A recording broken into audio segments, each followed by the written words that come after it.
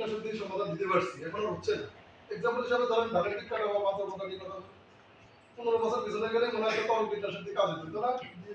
এরপরে আরো 5 বছর পরে 10 গ্রামের একটা পাতা দিয়ে কাজ হয়ে গেছে, বুঝতে না? এটা এখন দেখা যাচ্ছে হচ্ছে না, কারণটা কি? এই ব্যাপারে একটু বলেন তো দেখি কি কারণ?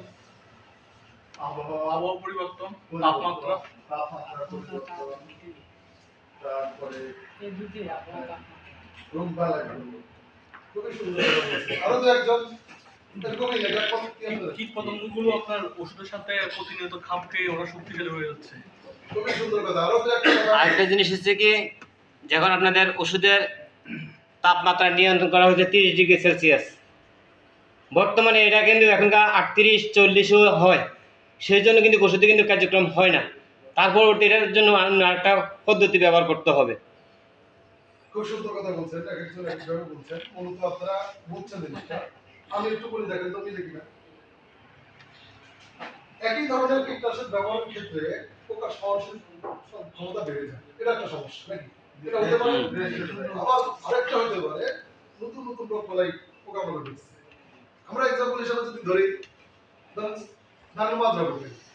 আগে আমরা জানতাম মাজরা পোকার ধরন দুই রকম, একটা হলো হলুদ পাতা, একটা হলো গোলাপি পাতা। তাই না? আমি কি বলছি? কিন্তু এখন দেখা যাচ্ছে যে একটা পোকা মরে না। আপনারা দুটো তিনটা একসাথে ককটেল বানান, তাও মরে না। বিশেষ করে 7 দিনই যায় না, অথবা পরে পোকাই মরে না। কিন্তু গবেষণা করে দেখা গেছে যে পোকাটাই আলাদা। এর হলো কালো মাথা মাজরা। তাহলে নতুন জেনারেশন আসছে। এক্সাম্পল হিসেবে আরো যদি দেই যে ধরেন এই অঞ্চলে কি কারণ পোকার আক্রমণ হয়? আজ থেকে 15 বছর আগে গেলে কারণ পোকার তো আক্রমণ ছিল না, অল্প ছিল। শুধু ইমিডাক্লোপিড দিলে কাজ হয়ে গেছে, বুঝছেন না? ইমিডাক্লোপিড 2.5 দিছি। এরপর দেখা গেল যে ওই কেমিক্যালটার কাজ হচ্ছিল না, তখন সবসিন মিক্সিনের মতো প্রোডাক্ট চলে আসছে।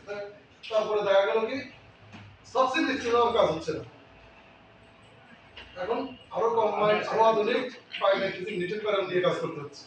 এটাই মূলত সমস্যা, যে প্রতিনিয়তই মাঠে নতুন নতুন সমস্যা আমরা সম্মুখীন হচ্ছি।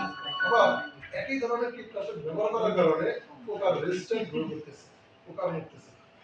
এই জায়গায় টেনশন কি চিন্তা করে?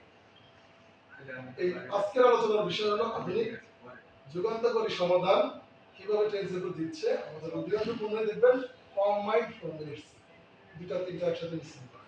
কারণ এই সময় সঠিক সমাধান তো দিতে হবে, কারণ পোকা মরতেছে না, তাহলে তো কৃষকের ক্ষতি হয়ে যাবে নাকি? কৃষক তার লক্ষ্যমাত্রায় পৌঁছাতে পারবে না।